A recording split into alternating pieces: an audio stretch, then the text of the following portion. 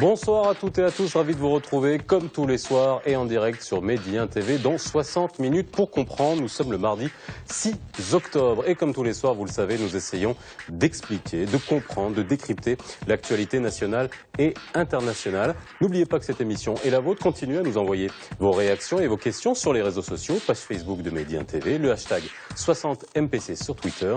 Elles nous serviront à alimenter notre discussion de ce soir. Les experts qui ont accepté d'être avec nous ce soir sur le plateau sont Sion Assidon. Bonsoir, vous êtes militant antisioniste, activiste au sein de l'initiative BDS, boycott, désinvestissement, sanctions. Absolument. Merci d'être avec nous aujourd'hui. Anis Balafrej, vous êtes militant de la cause palestinienne. Et enfin, Sijawad Kardoudi, vous êtes président de l'IMRI, l'Institut marocain des relations internationales. 2 morts, plus de 150 blessés côté palestinien, 4 morts côté israélien. C'est le bilan de ces dernières semaines de tensions à Jérusalem sur l'esplanade des mosquées et en Cisjordanie, provocation israélienne, escalade dans les affrontements alors que le drapeau palestinien peine à flotter devant le siège des Nations Unies. Le timing n'est-il pas anodin? Jérusalem vers une 3e intifada, c'est le titre de l'émission de ce soir. Un silence fragile règne dans les allées de la vieille ville à Jérusalem. Jusqu'à mardi, l'entrée à la vieille ville est interdite aux Palestiniens non résidents. Les stores sont tirés. Pendant ce temps, en Cisjordanie, des affrontements entre de jeunes Palestiniens et les forces israéliennes ont émaillé le week-end. Les premiers jettent des pierres et des cocktails Molotov, les seconds répondent par des tirs à balles réelles. Bilan, plusieurs morts et plus de 150 blessés côté palestinien. Des scènes qui rappellent les intifadas de 1987 et 2000.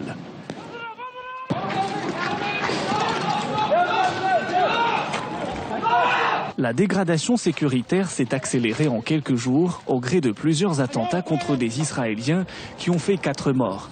Le 1er octobre, un couple de colons en voiture a été tué par balle dans le nord de la Cisjordanie.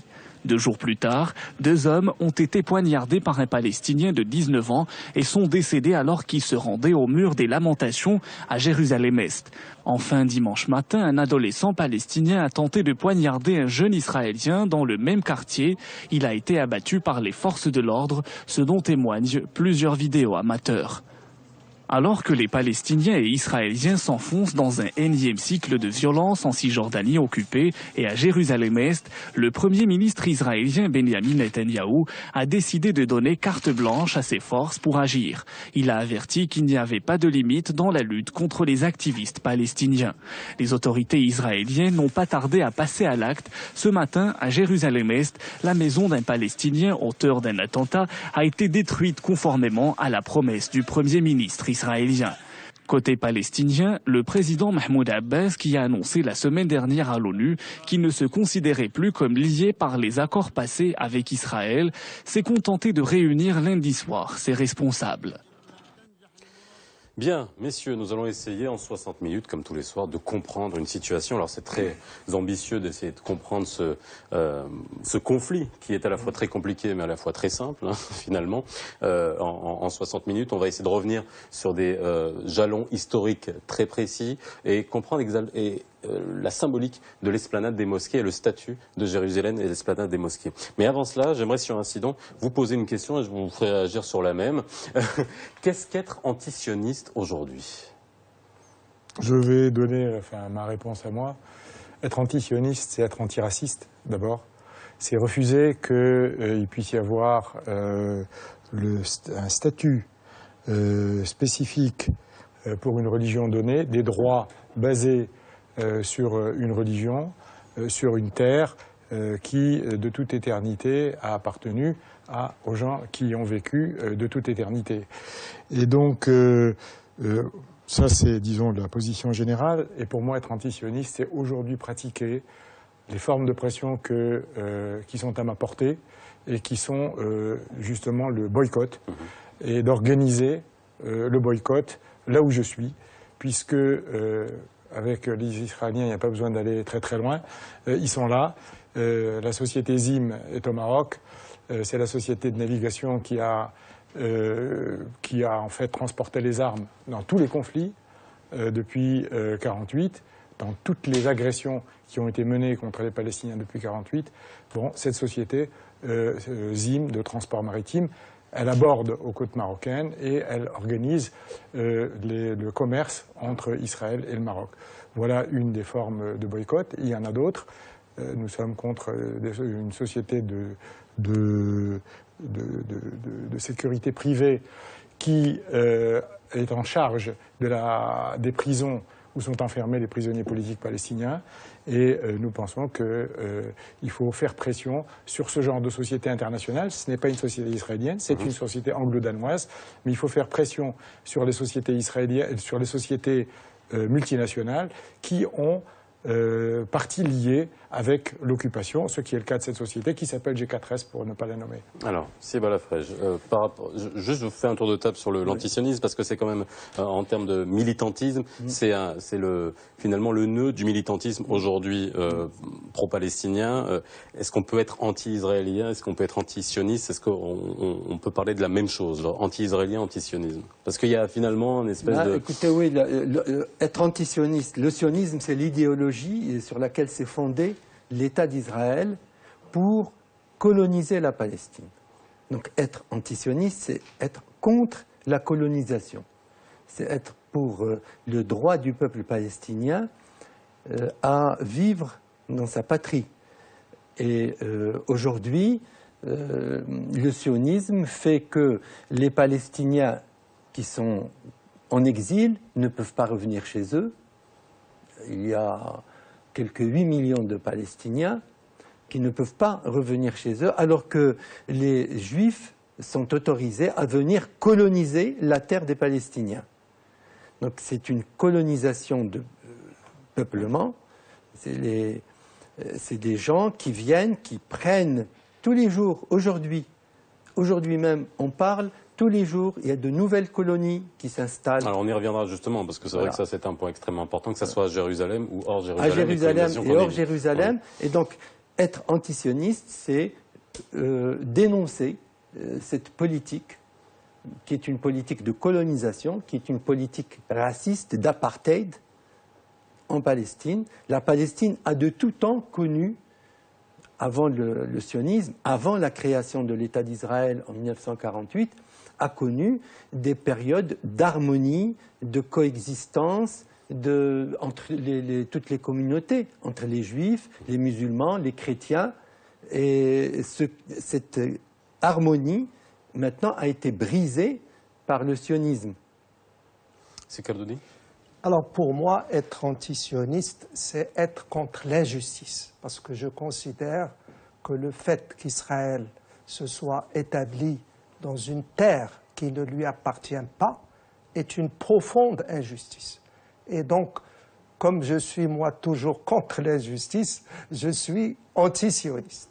Alors que... Vous l'auriez été si ça avait été en Angola, comme c'était prévu au début. Alors que, et on en parlera tout à l'heure, la solution est simple. Tout le monde connaît la solution. Maintenant, ce qu'il faut, c'est la mettre en œuvre. Et la solution, c'est 2 États vivant côte à côte. Il n'y a pas d'autre solution. Alors ça, c'est vraiment le nœud du problème. On va y arriver, mais avant qu'on arrive à ça, parce que c'est vrai que, comme on disait en préambule, c'est compliqué, mais en même temps c'est simple. Mais là, on est dans la période compliquée. On va essayer de comprendre aujourd'hui ce qui se passe. Alors, l'esplanade des mosquées est régulièrement le théâtre d'affrontements. On le voit encore aujourd'hui. Quelle est la portée symbolique de cette esplanade? Bon, effectivement, l'esplanade des mosquées, c'est d'abord Masjid Omar, c'est le lieu de Mi'raj, de l'Isra ou Mi'raj pour la religion musulmane. Bon.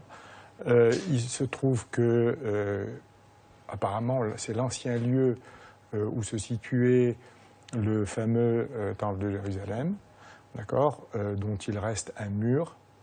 Et donc il y a, vient se nouer sur cet endroit des aspirations qui sont des aspirations religieuses différentes. Bon. Et je ne dirais pas contradictoires parce qu'elles ne sont pas nécessairement contradictoires, elles ne sont pas nécessairement conflictuelles. On peut les rendre facilement conflictuelles. Et apparemment, c'est exactement la stratégie aujourd'hui de l'État d'Israël.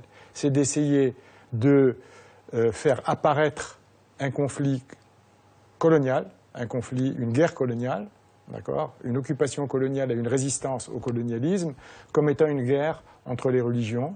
Et pour ça, il ne s'agit pas seulement de prendre des terres pour faire de l'agriculture, comme les colons l'ont fait au Maroc ou en Algérie, et les Israéliens continuent à le faire tous les jours, même si on est au XXIe siècle.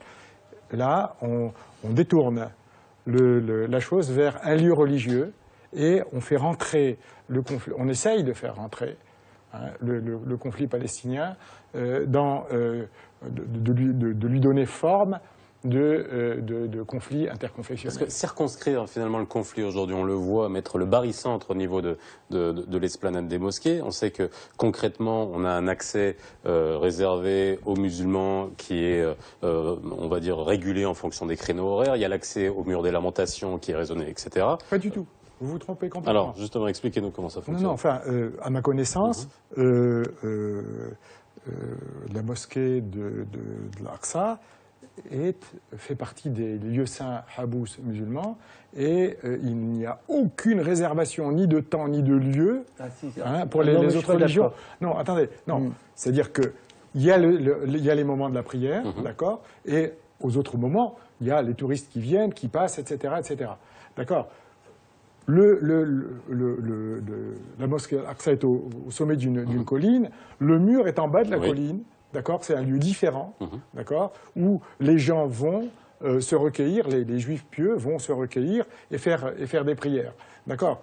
Il n'y a pas, déjà, géographiquement, il n'y a pas de conflit de lieu. Mais si on commence à décréter que la colline est le lieu de l'ancien temple et que, bon, il faudrait réinstituer des droits là-dessus, et c'est ce que aujourd'hui, c'est la tentative qui est celle de l'État d'Israël, c'est justement d'occuper le lieu à des heures données et éventuellement même de prendre un morceau du terrain pour y faire une construction religieuse. Ce qui est grave, parce que ça remet en cause le statut qui a été instauré dès avant 48, ou en fait en 48, où c'est le roi de Jordanie qui est le responsable de ce lieu. Sur la gestion de celui-là. D'abord, l'esplanade des mosquées, elle est en plein cœur de Jérusalem. Jérusalem-Est. Elle est dans le quartier, ce qu'on appelle le quartier arabe, et elle a deux mosquées, la mosquée Al-Aqsa et la mosquée de Skhra. Donc, comme l'a souligné Sion, elle est bordée de murs. Dans le mur de Al-Buraq, qui est le lieu où le prophète a fait l'ascension, l'Isra ou le Mi'raj. Et pour les musulmans, c'est un lieu qui est, bien sûr, c'est la première des orientations pour la prière, et le troisième lieu saint, après la Mecque et Médine. Donc c'est un lieu important pour le 1,7 milliard de musulmans dans le monde. Maintenant, depuis pas mal de temps, Israël essaye de faire croire que le temple, que l'esplanade est construite sur le temple. Alors, il y a des fouilles en ce moment, on va y arriver. Non, pas maintenant. Depuis des décennies, il y a des fouilles qui se font dans tous les sens. Et jamais, à cet instant précis, on a trouvé la moindre preuve, maintenant avec le carbone 12 et avec tous les moyens de datation, on n'a jamais pu trouver la moindre trace du temple de Salomon d'il y a 2000 ans. Aucune trace. Pourtant, on a creusé. Là, on a tellement creusé que même l'édifice de la mosquée est en danger. Vous allez le souligner. Deuxième chose que je voulais souligner, c'est que ce qu'on appelle, ce que nous appelons le mur de Buraq et que les Israéliens appellent le mur des lamentations, en fait, est une construction ottomane. C'est le site sur lequel était construite l'enceinte de la mosquée, de l'esplanade, mais d'après c'est tous les chercheurs et tous les vestiges, ce mur-là, c'est tout simplement un mur construit durant l'époque ottomane, en Palestine. Et, si vous permettez un détail, avant 1929, personne ne parlait du mur des lamentations. C'est en 1929 qu'une expédition de juifs ashkénazes venus d'Europe centrale ont décrété, c'est une petite équipe de rabbins qui sont venus et qui ont dit c'est un mur qui doit appartenir au temple de Salomon, donc on va l'appeler le mur des lamentations. Et il y a eu ce qu'on appelle intifadat Ha'it al-Buraq, c'est-à-dire les Palestiniens se sont révoltés parce qu'il y a eu des expéditions depuis 1929 de rabbins et de juifs qui sont venus de l'extérieur pour prier, donc pour déranger le quartier qu'on appelle Hayy al-Maghariba, qui était attenant, qui a été détruit aujourd'hui, 360 maisons. 67, il a été détruit. Qui ont été détruits en 67 et qui étaient attenants au mur, à ce mur de... Alors, vous avez fait un merci pour ce rappel tout à fait historique, mais qui montre où se situe finalement on va dire le combat idéologique, le combat religieux, qui fait que ça cristallise aujourd'hui beaucoup de tensions. C'est Carlo, vous voulez réagir par rapport à ce que vous avez entendu. Pour répondre à votre question, l'esplanade est un lieu saint et sacré, aussi bien pour le judaïsme que pour l'islam, qui sont, je le rappelle, deux religions monothéistes. Et je pense que c'est l'un des problèmes qu'il faudra résoudre lorsqu'on résoudra le problème global de la Palestine. Et moi, je trouve, au lieu d'être un lieu de confrontation, il devrait au contraire être un lieu de concorde entre deux religions monothéistes. C'est ce que j'espère, moi, plutôt que de se battre sur un mur, je trouve que c'est vraiment ridicule. Mais aujourd'hui, on a le statu quo, est-ce que ça va être remis en question Non, aujourd'hui, les musulmans disent que l'esplanade des mosquées leur appartient, elle est gérée par les habous jordaniens, et c'est un lieu de pèlerinage. On fait l'Umrah à Masjid al-Aqsa.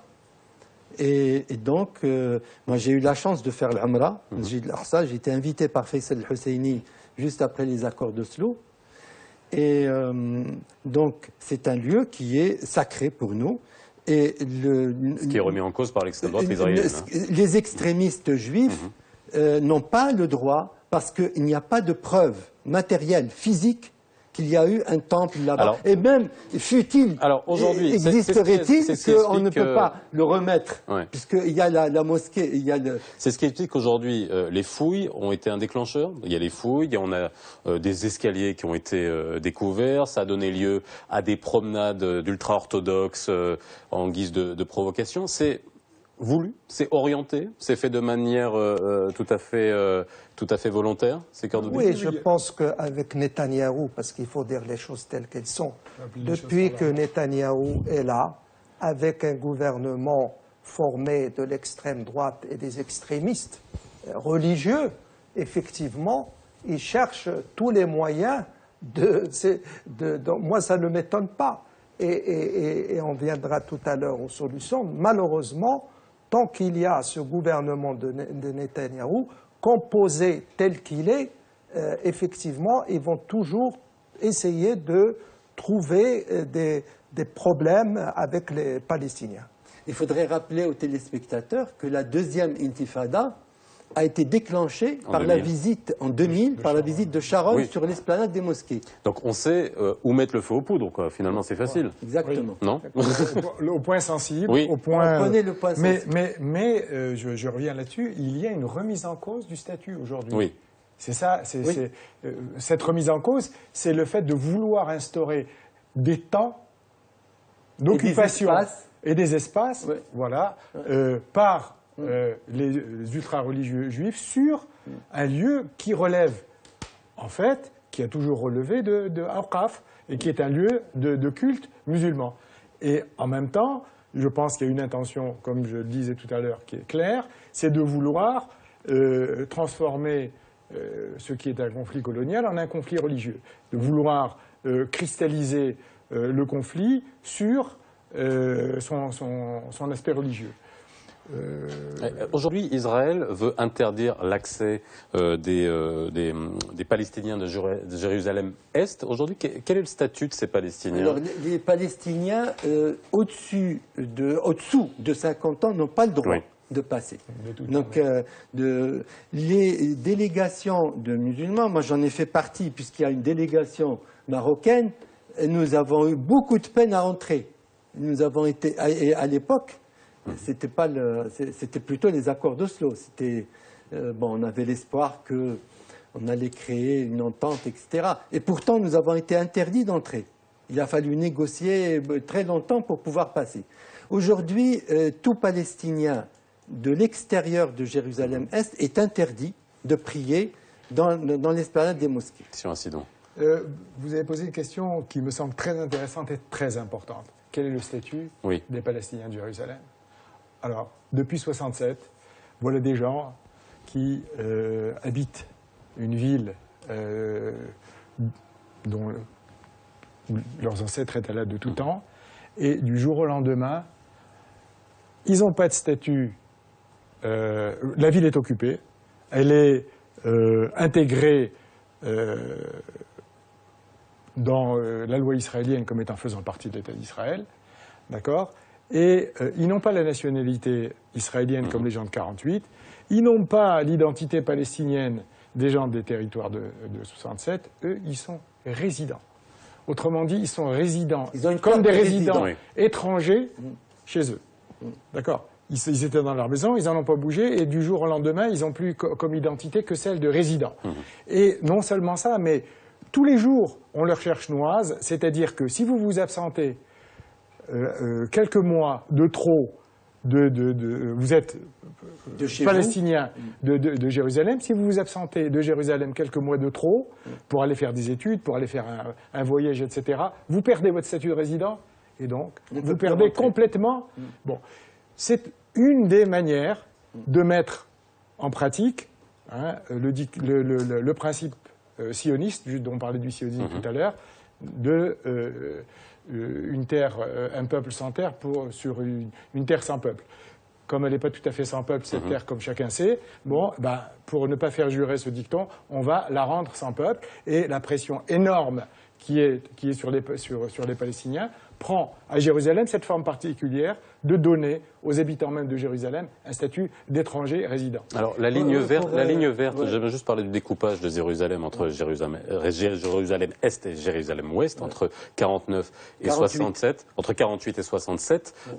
Qu'est-ce qu'il en reste? Aujourd'hui, finalement, elle n'existe plus, mais c'est une ligne Maginot, hein, si on peut dire ça comme ça. C'est une ligne bien réelle. C'est une ligne bien réelle qui est tracée dans la ville de Jérusalem, où vous avez, il y a même dans la partie, dans une partie, une muraille qui sépare les deux. Et pour compléter cette addition, il faut dire aussi une chose sur le statut, puisqu'on parle du statut des Palestiniens, c'est que quand les sionistes ont occupé la Palestine en 1948, ils ont fait un nettoyage ethnique à Jérusalem-Ouest. Ils ont vidé la Jérusalem-Ouest de tous les Palestiniens, par les massacres, par la fuite, par tout ce que vous voulez. Ils ont saisi tous les biens, les meubles, les immeubles, les terrains, les biens habous de Jérusalem-Ouest ont été saisis. Donc, ils ont judaïsé en quelques mois la ville de Jérusalem-Ouest. Maintenant, à partir de 67, ils ont occupé Jérusalem-Est et ils poursuivent une politique de grignotage. Les citoyens palestiniens... Nettoyage ethnique. Un nettoyage sous des formes qui ne se déclarent pas. Avec une carte de résident. On est citoyen à Jérusalem-Est et on doit avoir une carte de résident. Et qu'en est-il des Palestiniens qui ont la citoyenneté israélienne? Les citoyens qui ont la citoyenneté israélienne. Qui ne figurent pas. Alors les Palestiniens qui sont israéliens n'habitent pas Jérusalem-Ouest. Il n'y en a pas. Il y en a pas. Ils existent dans d'autres parties d'Israël, mais à Jérusalem-Ouest, il a été complètement nettoyé.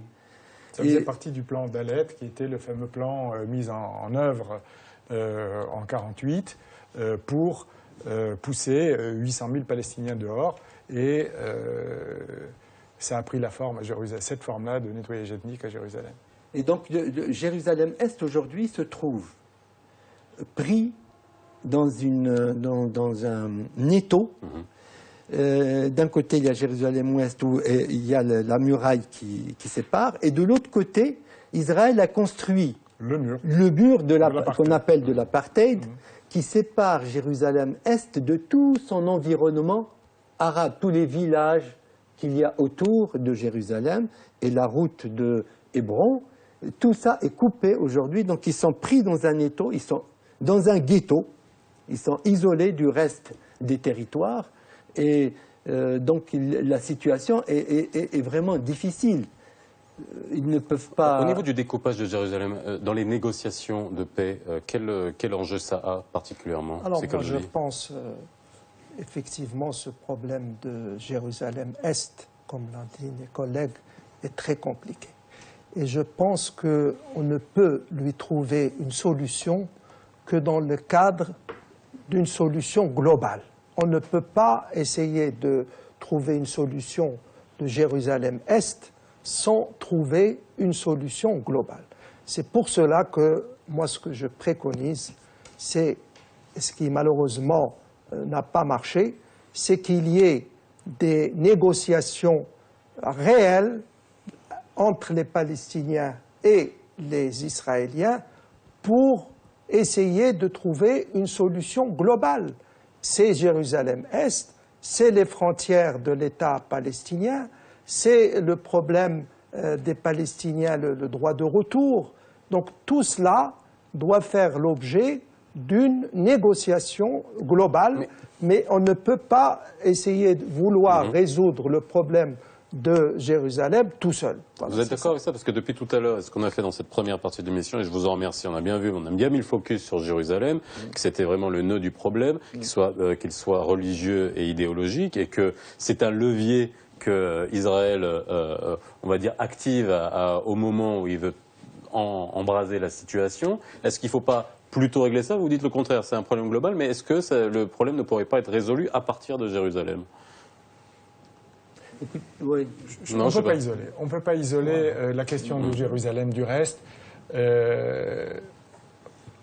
Nous sommes en face d'une situation coloniale. Jusqu'à il y a quelques années, on pouvait encore croire que c'est là que je ne vais pas être tout à fait d'accord avec notre ami M. Khalloudi, on pouvait encore croire qu'on allait pouvoir faire deux États parce que la colonisation, on pouvait toujours penser qu'il allait se passer comme il s'est passé à Gaza. Mais aujourd'hui, ce qui est en train de se passer, il y a l'énorme rouleau compresseur de la colonisation, fait que nous sommes si l'État palestinien avait existé, il serait une espèce de peau de léopard avec des tout petits morceaux, d'accord, qui sont coupés par des voies de communication, qui sont des Bantoustans.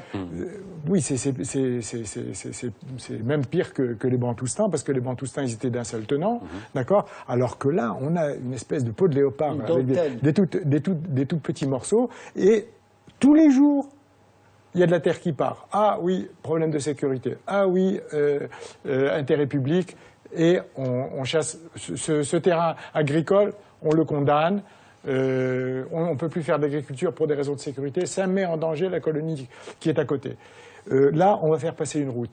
Et bon, là, l'eau, on en a besoin pour les colonies. Et les Palestiniens, on leur revend l'eau de Palestine. D'accord ? On ne peut pas aujourd'hui imaginer qu'il puisse y avoir, sur la base de la situation d'aujourd'hui, deux États. Alors on y reviendra parce qu'on doit faire une pause et j'ai un tweet qui nous pose une question. Il y en a beaucoup mais je vous en lis un. C'est vrai que c'est intéressant qui nous pose pourquoi est-ce que la mosquée d'Al-Aqsa est sous la tutelle du ministère des Habous jordaniens. On fait une petite pause et on revient juste après.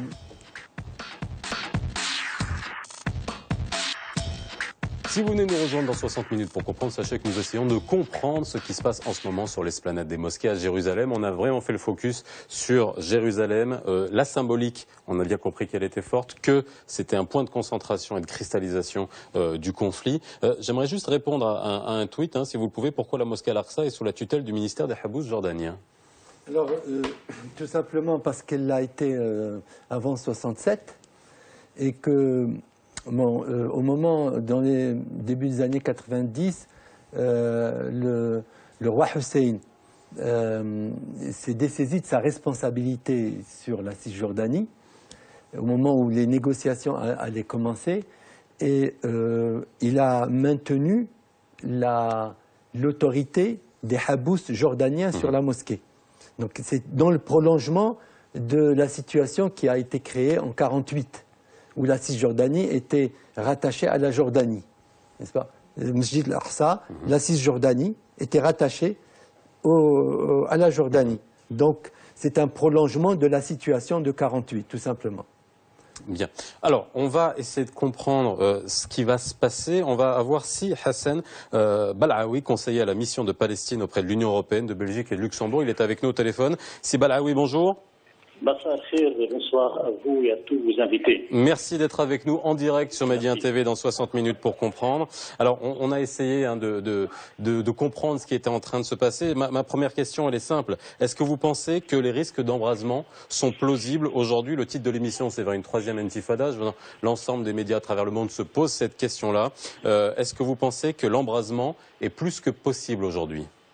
Malheureusement, les médias commencent à s'intéresser à la question palestinienne au moment où il y a eu l'éventualité d'un troisième intifada et qui gêne en quelque sorte Israël. Mais depuis que tout ce qui se passe depuis plusieurs mois, voire plusieurs années, des agressions régulières contre Jérusalem et contre l'ensemble des affaires palestiniens occupés, y compris Jérusalem occupée, malheureusement, ça n'intéresse pas les médias. J'ai beaucoup apprécié les interventions de vos invités sur l'historique et sur les enjeux sur Jérusalem. Si vous me permettez, je veux juste ajouter deux éléments qui expliquent pourquoi actuellement le gouvernement israélien mène cette guerre. C'est une guerre qui est menée aujourd'hui contre le peuple palestinien, sur sa terre, sur son peuple, sur sa direction, à commencer par Jérusalem occupée. Comme vous vous rappelez, comme c'était très bien expliqué tout à l'heure, que c'est Sharon en 2000, le 29 septembre 2000, qui s'est rendu sur l'esplanade de Jérusalem. Provoquant la deuxième intifada. Voilà, c'est ça, exactement. Comme vous le savez, depuis 67, il y a eu un engagement israélien à tous les niveaux, qu'aucun responsable politique israélien ou militaire ou même quelconque juif pouvait se rendre sur l'esplanade de la mosquée à Jérusalem et que l'autorité reviendrait aux autorités de Al-Aqsa à Jérusalem. Et cet accord, en quelque sorte, a été maintenu. Tous les responsables israéliens, y compris Begin, y compris même Sharon, lorsqu'il était dans différents gouvernements israéliens, l'ont respecté à la lettre. Pourquoi en 2000 Sharon se rend à la mosquée Al-Aqsa? Il fait de cela un événement important.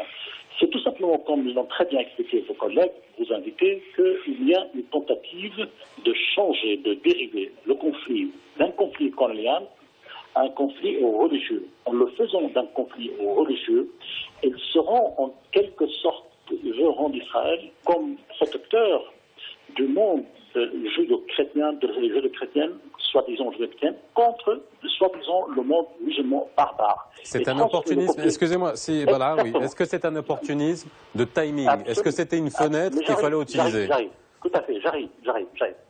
Comme c'est expliqué dans votre émission, l'enjeu aujourd'hui, c'est effectivement la Jérusalem, c'est effectivement la mosquée Al-Aqsa et le lieu saint Tristan et le peuple palestinien. Mais dans quel objectif? Dans quelle stratégie? La stratégie aujourd'hui israélienne, comme exactement la même stratégie qu'il y a eu en 1929, lorsqu'il y a eu les premiers affrontements l'intifada en 1929, autour même du mur Al-Buraq. À cette époque-là, il y a eu des affrontements entre la population de confession juive qui sont venus d'Europe et les Palestiniens sur place, à la fois musulmans mais aussi chrétiens. Et c'est à partir de ce problème-là qu'il y a eu ce qu'on appelle la commission des Bibles britannique qui a essayé de travailler, de partager la Palestine en deux États. Aujourd'hui, Israël fait deux choses.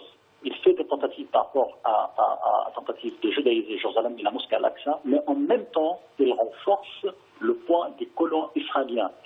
Il fait des colons israéliens comme en Libye, comme une arme.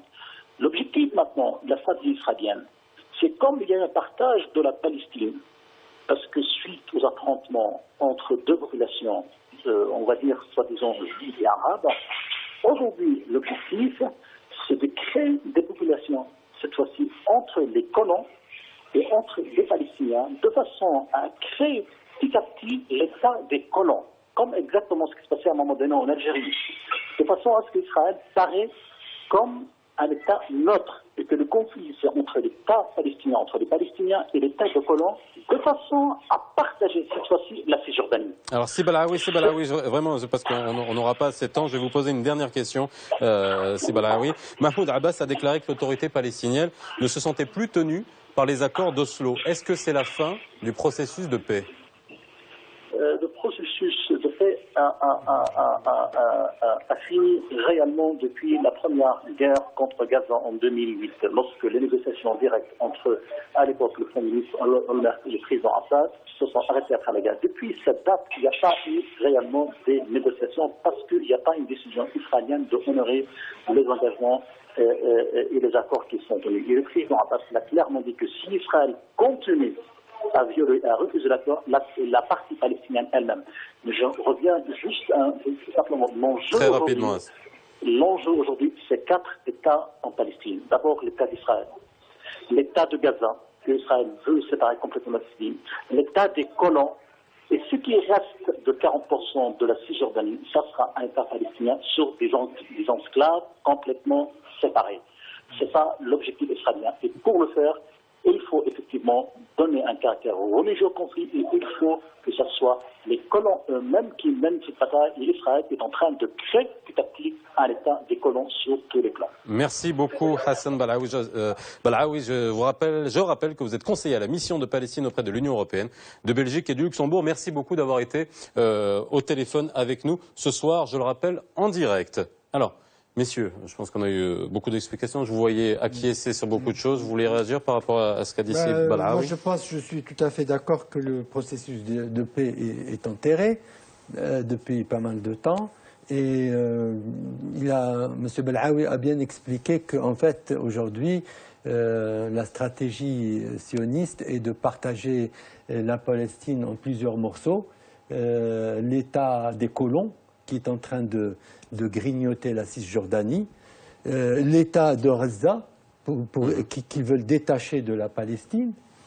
Et dans ce processus, effectivement, Israël apparaît comme l'État qui gère toute cette situation et qui est en plus partie prenante, parce qu'on parlait de l'esplanade tout à l'heure des mosquées. N'oublions pas qu'aujourd'hui, les gens, les extrémistes juifs vont prier sur l'esplanade des mosquées accompagnés de l'armée israélienne. Tous les jours, ils vont prier sur l'esplanade des mosquées, ce qui était absolument impossible il y a quelque temps. Et comme l'a expliqué M. Balaoui, Israël a signé un protocole d'accord respectant le hurma, comme on dit, la sacralité de l'esplanade des mosquées. Et jusqu'à l'intervention de Sharon en 2000, cette charte a été respectée. Alors j'ai beaucoup de réactions sur les réseaux sociaux qui nous demandent ce que font bien sûr les Nations Unies, l'Union Européenne. Alors, Sikardoudi, on voit un petit reportage de Taoufik Nasseri, ensuite je vous ferai réagir là-dessus. Juste un petit reportage. On laisse le petit reportage. Les frontières palestiniennes internationalement reconnues sont celles dites de 1967. Le tracé de la frontière entre Israël et un futur État palestinien reste un des contentieux majeurs. Depuis 1948, ces frontières ont beaucoup changé. Israël confisque peu à peu la majorité des terres palestiniennes. La résolution 181 de l'Assemblée générale des Nations unies avait proposé en novembre 1947 l'établissement d'un corpus separatum suggérant que Jérusalem devient un district sous supervision internationale administré par les Nations unies. Le plan de partage onusien de 1947 avait doté la ville de Jérusalem d'un régime international particulier. Mais la guerre de 1948 déboucha sur sa division entre la Jordanie et Israël, lequel installa sa capitale dans la partie occidentale de la ville. La judaïsation de Jérusalem est au cœur de la stratégie de l'occupation de la Palestine entière. À Jérusalem, chaque année, des centaines de maisons palestiniennes et autres structures sont démolies, faute de permis de construire délivrés par Israël. Le système de planification restrictif rend quasiment impossible aux Palestiniens l'obtention d'un permis, tout en accordant un traitement de faveur aux colons. Les implantations à Jérusalem et ailleurs s'accélèrent, des colons armés hypernationalistes prennent la place des Palestiniens. Aujourd'hui, le nombre de colonies israéliennes en Cisjordanie s'élève à 205.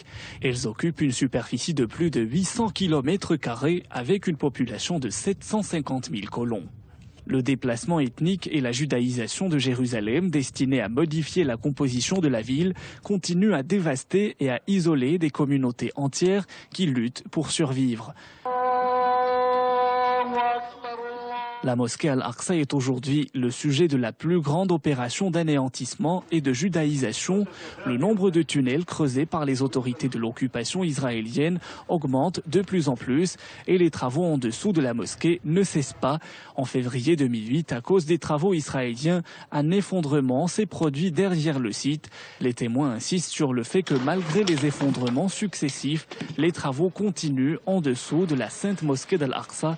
Tous ces travaux mettent en réel danger d'écroulement la mosquée. Bien, alors c'est vrai qu'on va pouvoir parler des colonisations qui avancent, mais c'est Kaldodi, vous vouliez nous apporter un petit détail. Pour répondre à la question, effectivement, il y a une passivité de la communauté internationale. Israël fait ce qu'elle veut et personne n'agit. Et ça, je le déplore. Et le fait de dire les Israéliens et les Palestiniens n'ont qu'à négocier entre eux, moi je ne crois pas du tout à cela, parce que la preuve, c'est que ça fait un demi-siècle qu'ils négocient, ils n'arrivent pas à une solution. C'est pour cela que je pense que la communauté internationale doit absolument prendre ce problème en main. Bien sûr, il y a le soutien inconditionnel des États-Unis à Israël, ça tout le monde le sait, mais je pense que l'Europe, et notamment la France à qui je rends hommage parce qu'elle a une position beaucoup plus équilibrée, en tout cas, que celle des États-Unis. Je rappelle que la France a voté pour le statut d'observateur de la Palestine à l'ONU. La France a voté également pour que le drapeau palestinien flotte aux Nations Unies, et Fabius était présent, je l'ai vu de mes propres yeux, à côté de M. Mahmoud Abbas. Et donc je pense, et dernièrement, Fabius avait dit, on va donner un délai de 2 ans pour qu'il y ait de véritables négociations, sinon la France reconnaîtra officiellement l'État de Palestine. Je pense alors, quand vous dites, je le disais en début de cette émission, que le drapeau palestinien, je ne sais pas si vous peinait à flotter devant le siège des Nations Unies. En préparant l'émission, on a juste pris, je vous l'ai montré tout à l'heure, ça c'est les résolutions de l'ONU non respectées. Mais elles y sont pas toutes. On a fait une sélection, donc vous voyez aujourd'hui avec une chronologie de toutes ces résolutions de l'ONU. Aujourd'hui, le fait que le drapeau palestinien flotte devant le siège des Nations Unies, est-ce que c'est pour vous quelque chose qui représente vraiment quelque chose? Quand je montre ça, le nombre de résolutions qui ne sont pas respectées, c'est pas un secret de polichinelle, on le sait. Qu'est-ce que ça évoque? Écoutez, je pense que c'est un très grand symbole et un symbole très important de la reconnaissance du droit des Palestiniens d'exister en tant que nation sur leur sol. C'est ce que je vois dans ce drapeau qui flotte. Et certainement pas la reconnaissance d'un État, et là je vais mettre au moins 15 guillemets à gauche et 15 guillemets à droite, qui serait un État de ces 4 petits morceaux dont parlait tout à l'heure Sidi Blaoui, et qui n'a aucune souveraineté, qui est... regardez, les colons, ils sont tous armés jusqu'aux dents, d'accord ? Donc, c'est une armée d'occupation organisée, c'est vraiment la base d'un État, c'est l'armée. D'accord ? Ils sont là et non seulement eux, en tant que colons, ils sont armés, mais ils ont en plus l'armée d'Israël derrière eux. Les Palestiniens, c'est quoi ? Ce sont des paysans qui habitent leur village, d'accord ? On a vu la carte, c'est terrible, quoi. Ça prend en dedans, quoi. Regardez la carte. La carte tout à l'heure était encore à un stade ultérieur où elle est encore plus restreinte aujourd'hui que ce que montre la carte de 2005. On est en 2015. Et donc, c'est pas de ça que ce drapeau est le symbole. Ce drapeau, il est le symbole du droit des Palestiniens sur leur terre, ce qui est très différent. D'accord ? Ce droit, comment il va pouvoir se traduire historiquement dans l'avenir ? Bon, je suis pas tout à fait d'accord sur le fait qu'on puisse faire 2 États, parce que le problème, il est bien celui du fait que la Palestine a été occupée et que l'entreprise coloniale est là et continue. C'est ça qui doit s'arrêter. Et si ça s'arrête, si l'état d'apartheid, qui est aujourd'hui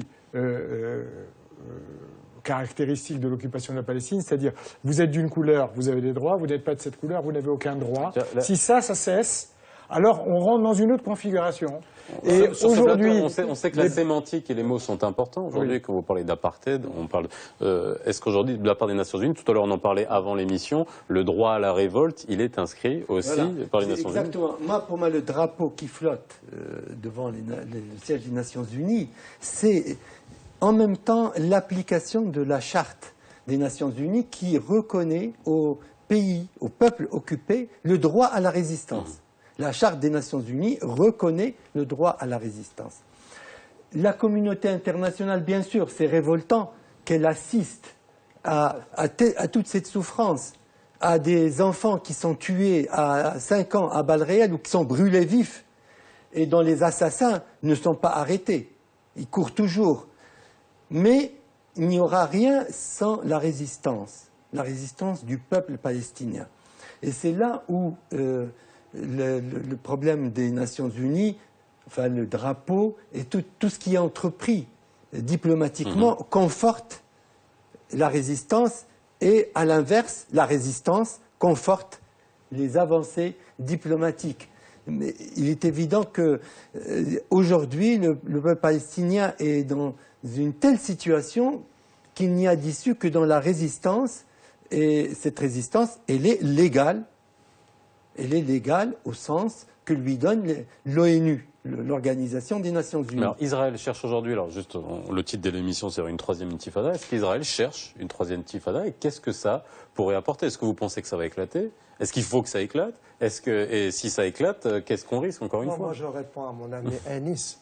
Il y a déjà eu 2 intifadas, malheureusement sans résultat. Il faut dire les choses telles qu'elles sont. Ces intifadas n'ont rien donné jusqu'à maintenant. Moi, je crains que s'il y a une 3e intifada, il y aura encore des morts, surtout du côté palestinien, parce que ce n'est pas les Israéliens qui vont mourir et qui vont être blessés. Ce sont les Palestiniens sans résultat. Et c'est pour cela que moi, j'insiste sur les pressions qui doivent être faites sur Israël pour que Israël a bien quitté Gaza. Les colons qui étaient à Gaza sont partis. Eh bien, pourquoi ne pas envisager? Je suis tout à fait d'accord avec mes collègues quand ils disent, quand on voit ce fromage de gruyère, parce que c'est devenu une gruyère, effectivement, je suis avec mon ami Sion, c'est très difficile de faire un État là-dedans. Mais on peut obliger les colons à quitter, comme ils ont quitté Gaza, ils peuvent quitter la Cisjordanie et retourner en Israël. Donc il ne faut pas non plus fermer cette porte des pressions sur Israël, parce que, encore une fois, ce que je crains, c'est qu'une troisième intifada soit plus ne dévastatrice pour le résoudra pas peuple palestinien. Alors, on parlait de... La troisième intifada, vous voyez, ça ne se décide pas. Lorsque on est arrivé à un degré d'oppression tel, ça explose. C'est absolument infernal d'être un Palestinien. C'est infernal de vivre en Palestine pour un Palestinien. Il y a 100 permis de circuler. 100 permis différents. 100 permis différents, au moins. Et je pense que ça a encore augmenté. Il y a les gens qui ont un permis pour se faire soigner. Il y a la famille qui a un permis spécial pour accompagner celui qui est parti se faire soigner. Il y en a qui ont un permis pour aller à l'école. Il y en a qui ont un permis pour aller cultiver le champ. Il y a un permis pour aller visiter ma tante. C'est de la folie. Une femme qui doit accoucher doit passer par un checkpoint et il ne la laisse pas passer et la couche par terre, etc. C'est une vie infernale, réellement. Il faut être là-bas pour voir. Sans parler du statut des Palestiniens qui sont à Khalil, Hebron, où ils sont derrière des grilles et où les colons viennent et jettent des détritus sur eux. Pour 200 colons. Et les insultent. Tout au long de la journée, qui agresse les enfants, d'accord. Bon, pour aller d'un point à un autre en 6 heures de nuit, c'est de la folie furieuse. Vous parlez de pression internationale. Je vous ai montré les résolutions de l'ONU qui ne sont pas respectées. On ne peut pas décider. Personne ne peut décider de la troisième intifada. J'ai bien compris, mais ce sont les gens qui sont là qui disent. Ça suffit, regardez, on le voit sur des photos, ce sont les jeunes qui disent, bon, ben, on va en découdre parce que... Moi, je pense, mon ami Jawad, on ne peut pas tirer de bilan de la première et de la deuxième. La première intifada a donné Oslo. 87, ben oui, c'est la première, ben oui. La première intifada, qu'a donné Oslo? Oui, mais Oslo a échoué, mais la deuxième intifada a encore réalisé des acquis. Évidemment, le problème, c'est que, nous, on le sait bien, la résistance et la diplomatie sont liées dialectiquement. Pas de résistance, pas de progrès en diplomatie. Pas de progrès en diplomatie, pas de résistance. La résistance est absolument impérative pour tout peuple occupé. C'est son droit légal et absolu de résister. Donc, comme dit Sion, ça ne se décide pas, ça ne se décrète pas. Mais ceci étant, aujourd'hui, vous avez tout à l'heure parlé de timing. Oui. C'est important. Cette fenêtre-là. Cette fenêtre de timing. La situation en Syrie, aujourd'hui, la situation dans l'imaginaire mondial du radicalisme, etc. Est-ce que c'est une bonne... Hassan Belhaoui en a parlé. Oui. Effectivement, il est évident que Israël détient une certaine initiative. Elle veut que ce conflit soit assimilé à un conflit religieux entre musulmans et juifs. Pourquoi? Parce que le timing est bien choisi. Parce qu'on sait que la région est complètement à feu et à sang, elle est complètement disloquée. La Syrie est disloquée, l'Irak est disloqué. Pourquoi? Parce que les néoconservateurs ont décidé, et les néoconservateurs, quand je dis les néoconservateurs américains, mais Netanyahou est un néoconservateur, c'est un des parrains des néoconservateurs, ont décidé que Israël, pour être sécurisée, il faut qu'elle transforme la région. Il faut qu'elle remodèle la région. Israël a besoin d'États communautaires, d'États ethniques, d'États racistes, comme l'État d'Israël, dans l'environnement syrien, irakien. Évidemment, les États-nations ne sont pas sûrs dans une confrontation.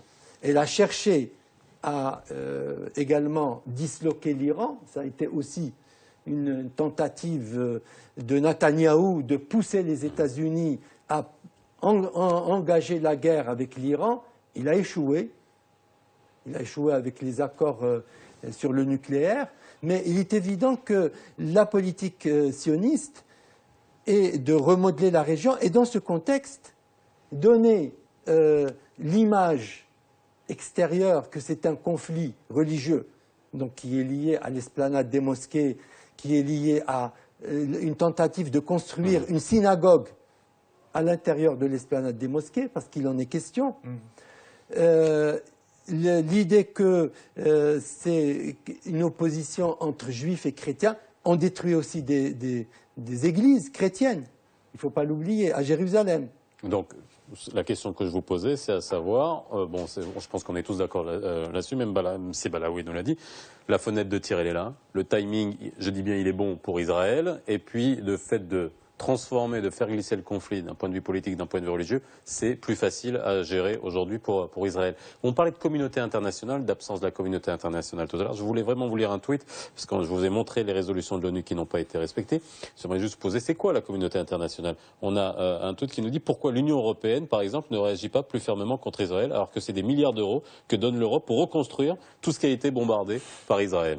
Alors, pour l'Union européenne, d'abord, l'Union européenne n'est pas une entité politique. Il faut bien dire les choses telles qu'elles sont.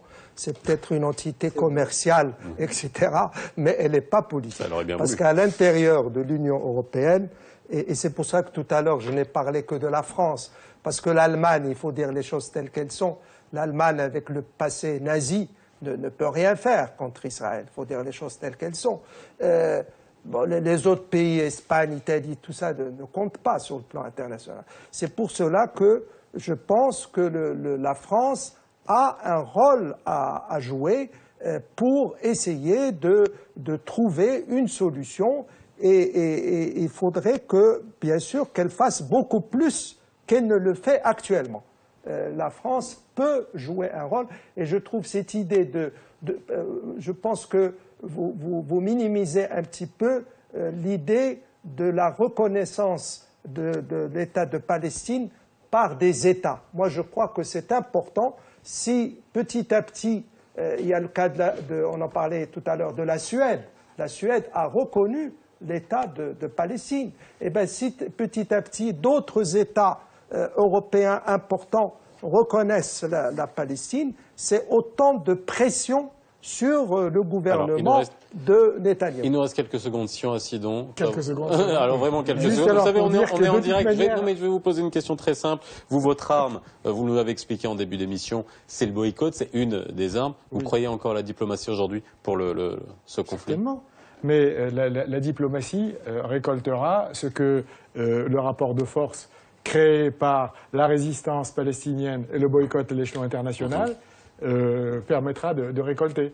Ce que je voulais dire, c'est exactement ça, c'est que le résultat sera le résultat des rapports de force. L'Union européenne, elle ne peut rien faire. L'Union européenne, elle ne peut que constater un rapport de force et d'essayer de le traduire politiquement dans un accord. Aujourd'hui, aucun accord réellement viable n'est possible parce que les rapports de force continuent à être en pleine transformation. La troisième intifada va contribuer, même si elle vient d'une fenêtre de tir difficile, elle va transformer ce rapport de force. Parce que elle va relancer en particulier le soutien des peuples de cette région. Et pas seulement parce que les peuples qui soutiennent le plus aujourd'hui la Palestine, c'est plutôt en Europe, c'est plutôt les opinions publiques européennes, les opinions publiques américaines, les Japonais, etc. Et ça sera le dernier mot. Merci beaucoup, Sion Hasidon. Merci, messieurs, d'avoir été avec nous aujourd'hui. 60 minutes, je vous l'avais dit en début d'émission, pour comprendre ce conflit. Ça a été dur, mais vous avez fait un exercice admirable. Merci à vous. Quant à vous, continuez votre soirée sur Média TV. Si vous nous avez pris en route, ne ratez pas la rediffusion. À demain.